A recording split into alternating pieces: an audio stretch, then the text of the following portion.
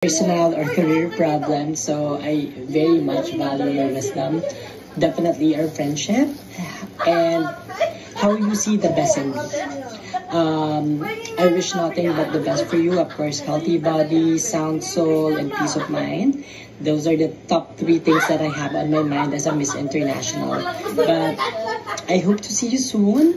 And if hindi man ikaw yung mag-visit sa Philippines, I hope I can visit Singapore soon. That's all. Thank you so much for calling and have a great day. Bye for now. Hi babe, happy birthday to you. I wish you all the best in life. I know that you almost had everything. You almost have everything that your heart desires, but I'm pretty sure the Lord God has more in store for you. So I cannot wait, and I'm excited to see what those are. Thank you.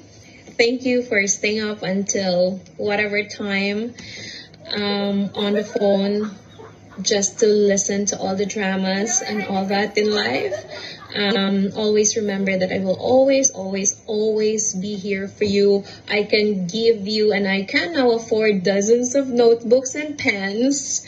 And I love you. I miss you. And I know I'm going to see you soon. I'm excited for that. So yeah, happy birthday. See you soon. Bye. Happy birthday. So I'm very grateful for you, and I wish you all the luck and lots of in the future. Love you. Happy birthday, baby. Sana lang ka magbibigay sa amin, lalo na sa mga kapatid mo, pamangkin, sa mga tita. Sana marami pang blessing na darating sa iyo. Sana bigyan ka pa ng magandang katawan na ligtas ka sa mga sakit.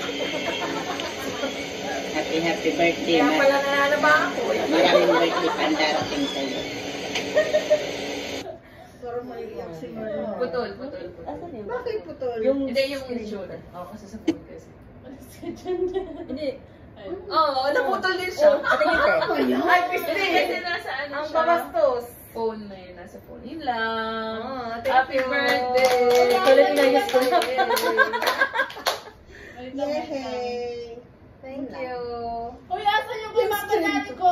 Lagon! Hindi ako ng ano siya. Ano yun? Si Papa Laricon. Wala na-send. Hindi. Meron. Wala ko natanggap. Ito na. Hala ko yun. Siyak na. Binigay pa naman yun. Ito na. Sorry na. Saan na ba yung sensitive? Ang creepy si Papa mo. Happy birthday, baby. Pasalamat ako sa mahal na Diyos dahil na ikaw ang nagbibigay niya sa aking anak na hindi marunong magsawa sa pagsusuporta sa kanyang mga magulang, sa kanyang pamangkin, pinsan, tita, tito. Kaya ang masasabi ko sa iyo, konting ingat sa pagtatrabaho, pagbutihin ang trabaho, saka bigyan ka ng Panginoon ng mahabang buhay, na maraming birthday na parating mo, saka good health, good work, good job. Happy birthday sa